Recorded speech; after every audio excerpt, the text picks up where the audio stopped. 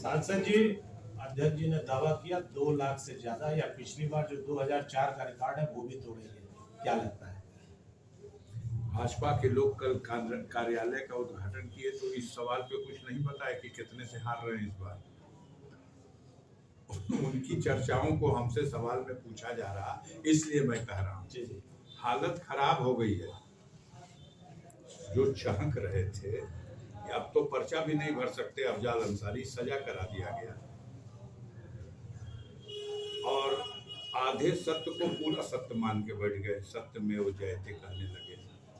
अब जब पूरा सत्य सामने आया है तो नींद उड़ गई है, गड़बड़ा गया कि अब क्या करें। कार्यालय तो खुल गया, प्रत्याशी कौन है कहीं बोर्ड पे कुछ दिखाई दिया, आप लोग तो कह रहे होंगे।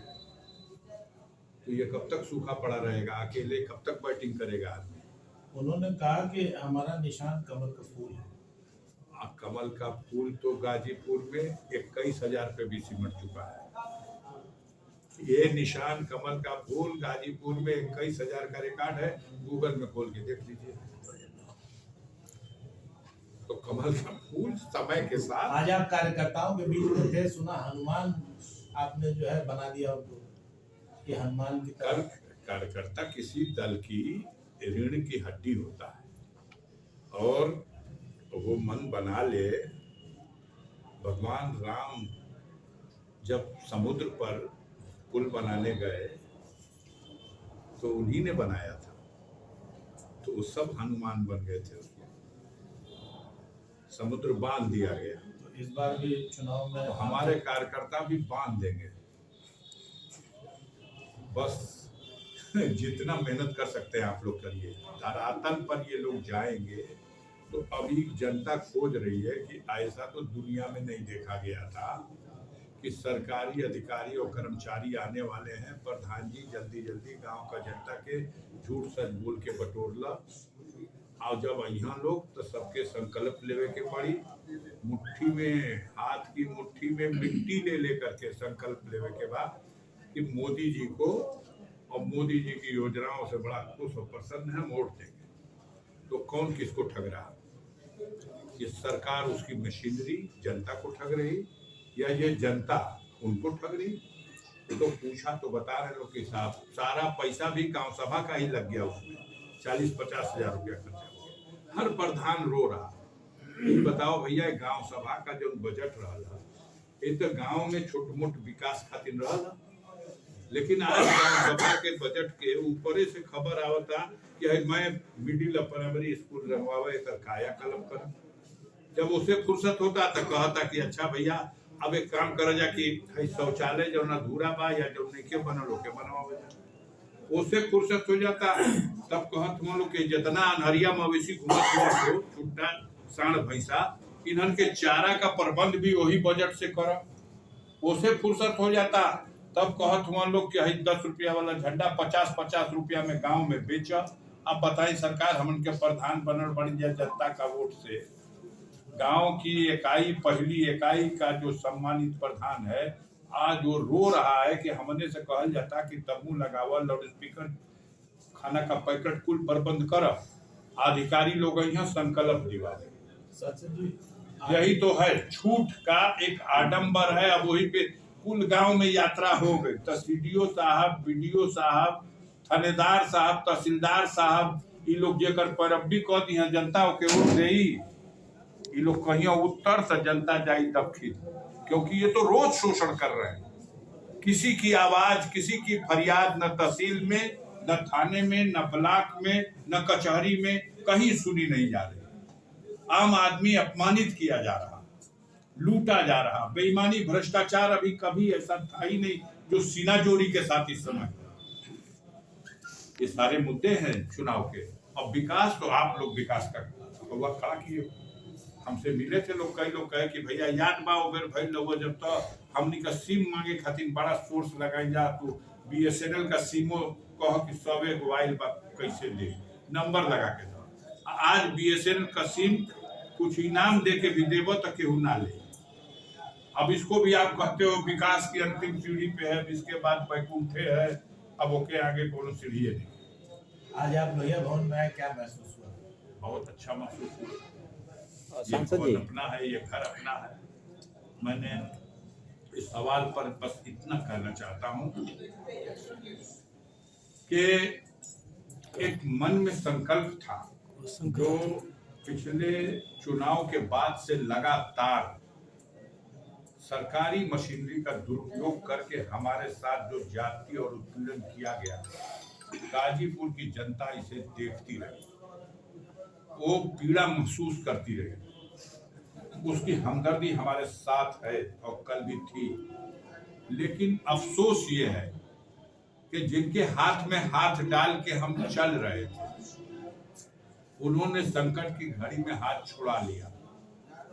लेकिन हम धन्यवाद देंगे माननीय अखिलेश यादव जी को, समाजवादी पार्टी के राष्ट्रीय मुखिया को, जिन्होंने इस संकट की घड़ी में मेरे कंधों पर एक हमदर्दी का हाथ रख दिया। हालांकि आप लोगों ने बहुत भड़काया कि अफजाल अंसारी जैसे बदनाम आदमी को अखिलेश यादव ने, हमारे नाम पे बदनामी नहीं जुटा पाते थे तो आप लोग बोलते थे मुख्तार अंसारी के भाई अफजाल अंसारी को। मैं मुख्तार अंसारी से 10 साल बड़ा हूँ। मैं जब विधायक हो गया था तो अभी वो फुटबॉल हाँ पट पट के खेलता था। लेकिन आप लोग ऐसा परिचय कराते हैं जैसे वो हमारे बड़े भाई हो। आप याद नहीं करेंगे डॉक्टर मुख्तार अहमद अंसारी को, आप याद नहीं करेंगे ब्रिगेडियर उस्मान साहब को, उनकी कुर्बानियों को, हमारे परिवार के उस आदर्श को, उस इतिहास को जिसके सामने नतमस्तक हो जाती है, शर्मिंदा हो जाती है भारतीय जनता पार्टी की तरफ, उसको तो याद नहीं करेंगे। तो आप कहेंगे मुख्तार अंसारी के भाई को टिकट दे दिया, खुश हो गया, हवा निकल गई। आप बताइए किसको लाएंगे, आयात करके लाएंगे कि विरासत किसी को देंगे?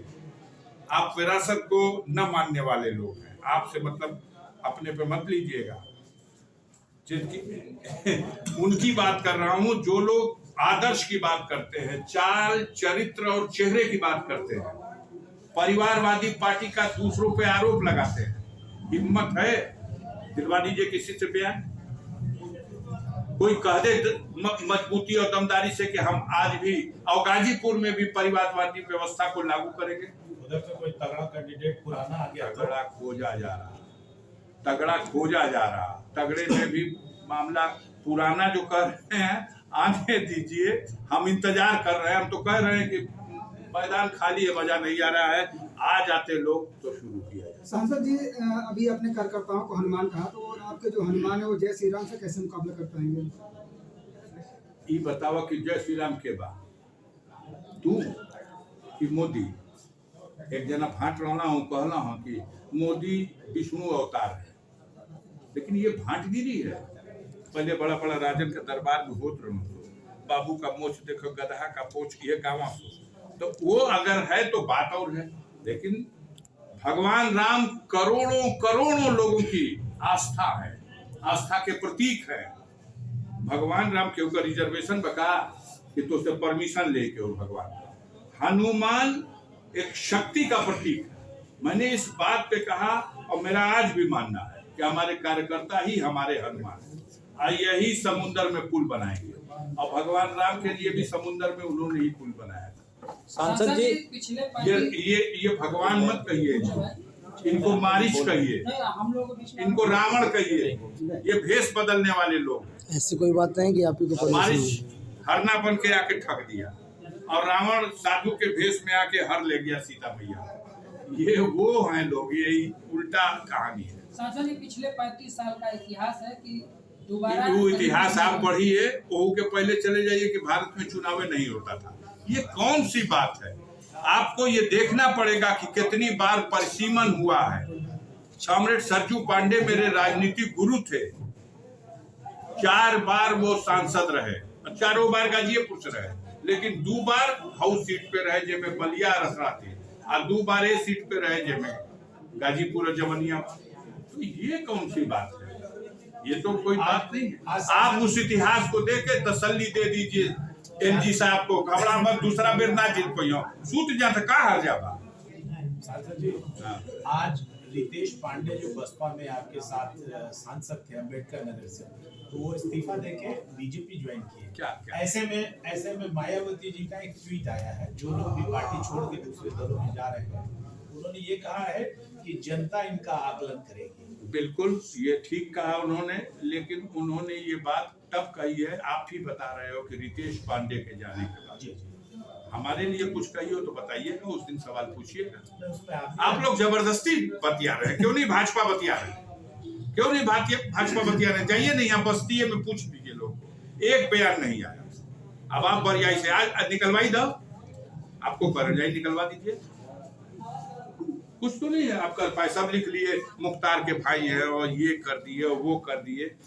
देखिए ऊपर वाला मदद कर रहा है। लोग समझते थे कुछ हो गया, कुछ तूफान कर रहा था मेरे अज़्म का तवाफ। अब दुनिया समझ रही थी कि कश्ती भंवर गई, लोग समझ रहे थे कि डूब गए, बस अब सजा हो गई, जेल चले गए, काम खत्म, अब कोई है मुकाबला करने वाला नहीं। अनाथ हो गया गाजीपुर का गरीब और कमजोर, लेकिन उन्हीं की दुआ में ये ताकत थी कि भगवान ने मुझे फिर सक्षम कर दिया न्यायपालिका के माध्यम से कि तुम चुनाव लड़ सकते हो। और जब मैं चुनाव लड़ूंगा तो ये गरीब फिर पूरी ताकत और ऊर्जा के साथ खड़ा होगा। वो किसी भी बड़ी से बड़ी ताकत के सामने झुकने वाला नहीं है।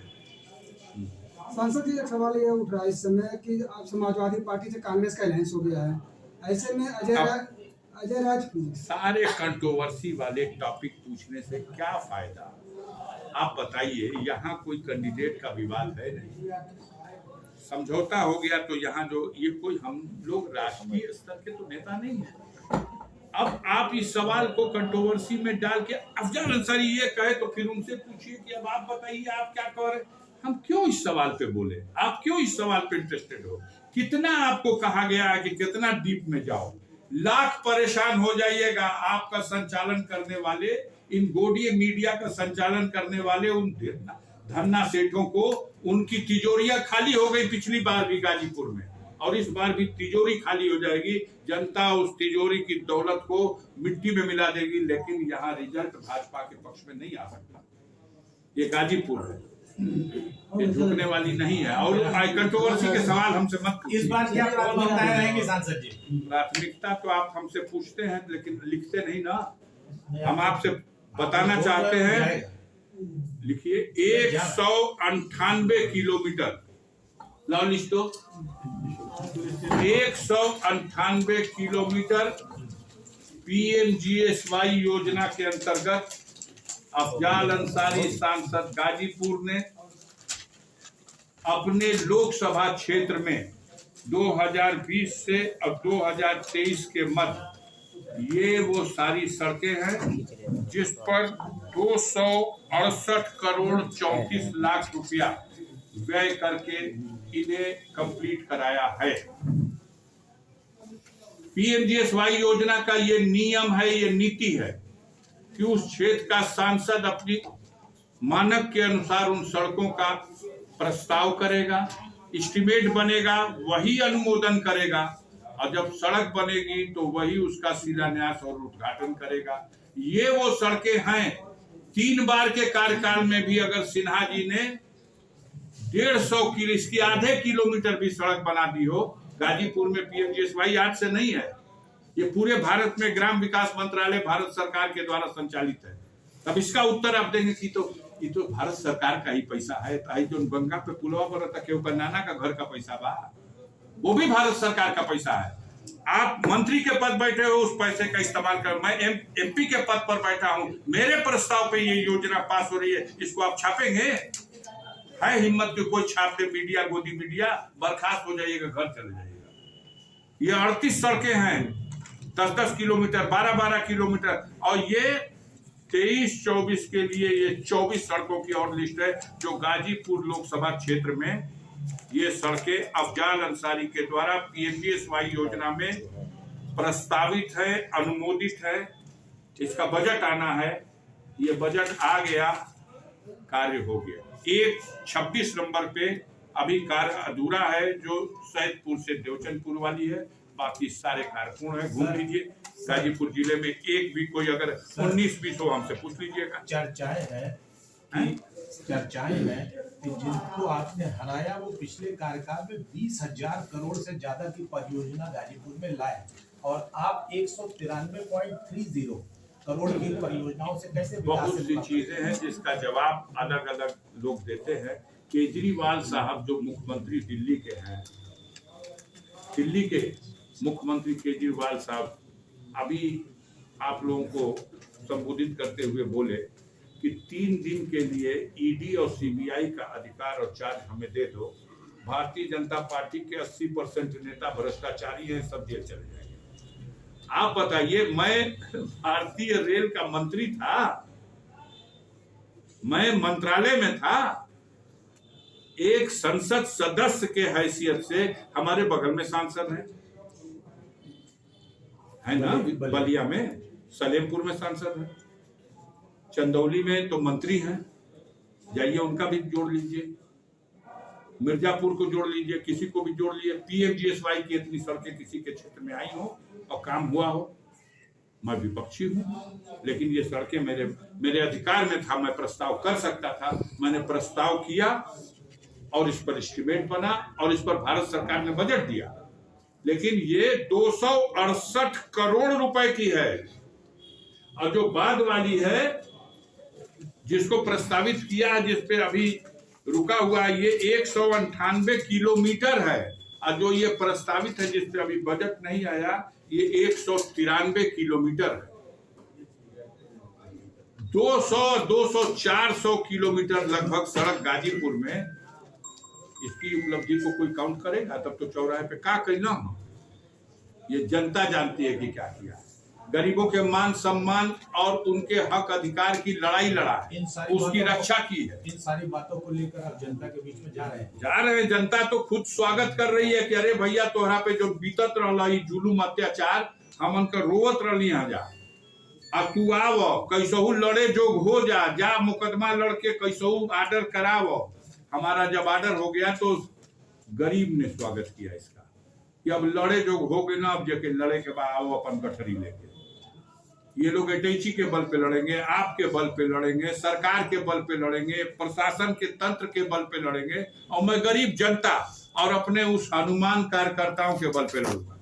और परिणाम 2004 को लक्ष्य किया गया है कि उस रिकॉर्ड को तोड़ देना है। 2004 में समाजवादी पार्टी के सिंबल पे लड़ा था मनोज सिन्हा, भारतीय जनता पार्टी के सिंबल पर, यही मनोज सिन्हा 1,88,000 वोट पाए थे, और बहुजन समाज पार्टी के सिंबल पर हमारा भाई यही उमाशंकर कुशवाहा चुनाव लड़े थे, जो 1,85,000 वोट पाए थे। 3,000 के अंतर पे थे मनोज सिन्हा और इनका वोट, और मेरा था 4,17,000 वोट।